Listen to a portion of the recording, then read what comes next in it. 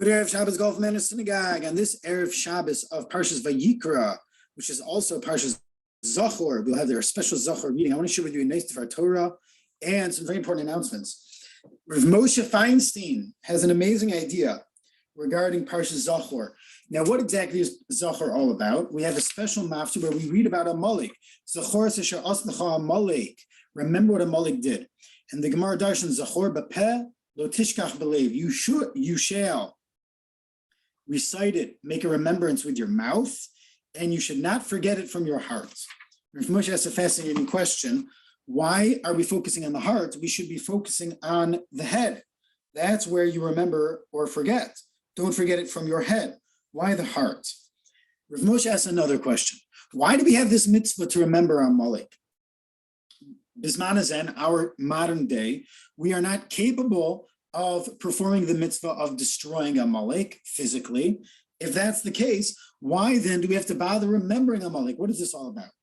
Rav Moshe makes the obvious point that clearly there is a purpose to remembering Amalek which is relevant in our day-to-day lives. It's to remember Amalek because there's a lesson to be learned which is relevant to us. What is that lesson? Says Rav Moshe Feinstein, Amalek did something unique. Amalek was rotten, was evil. So much so that they did the unthinkable.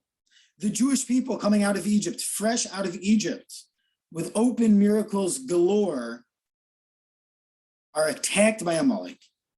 A chutzpah, to think that they could totally disregard open miracles, the hand of God, and go ahead and attack the Jewish people.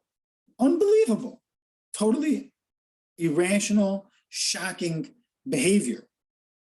Chazal have a powerful metaphor. They say it's like someone who jumped into a boiling hot bath of water. The water was scalding hot. Anyone who would step foot in it would get burnt. Everyone knows that. Comes Amalek, in the language of Chazal, this one bliyal, this one yokeless individual who has no discipline, no strength, and just jumps right in. And of course they get burnt. Amalek loses in battle against the Jewish people.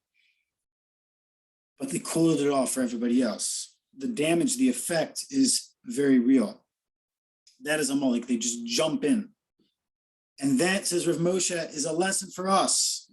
Never trust ourselves too much. Don't ever think that something is unthinkable. Don't ever trust yourself that a certain sin is unthinkable and something that you don't have to worry about. That's a mistake. We always have to think, we always have to consider the possibility of sin, and we always have to protect ourselves. And we should never assume that something is unthinkable, something is too far off, that we would never possibly do it. We don't even have to worry about it. No, look at Amalek. They did the unthinkable. It's within the human ability to do the unthinkable. That is the message. And says Rav Moshe, that's why Lo Tishkach Belev. That's why it's the heart. We're not focusing on the mind because it's that emotion, that disdain that we are to have for Amalek and for what they did. It's supposed to anger us, and it's supposed to create that recognition that this is something that we cannot allow ourselves to succumb to sin in such a terrible way. That is the message of Amalek that Rav Moshe Feinstein shares on Parshas Zachor. Fascinating idea. And now, some important announcements. We want to thank Mark and Karen Littman for sponsoring an enhanced Kiddush the Shabbos in honor of Andy and Carolyn Nadel and their recent marriage, and in welcome of Carolyn to our Cincinnati community. This week, as I mentioned, is Parshas Zachor. We'll have special Parshas Zachor readings. There'll be an additional reading after davening for any of those, especially women who may have missed the first one. And there will be space for women at the early meeting as well. So there'll be additional opportunities to hear Zachor. We're changing the clocks this Motzi Shabbos, so please be aware. We're going to be jumping up to our Plag HaMincha schedule for Mincha Marav during the week and early Shabbos starting next Shabbos. Regarding Purim, so the full Purim schedule is on the bulletin. Please take a look at that. Similar to previous years with a few important modifications. So please take a look at that, including a second Shacharis Minyan, a later Shacharis Minyan, and 2 mincha options, 5:30 and 6:15. So please take a look at that.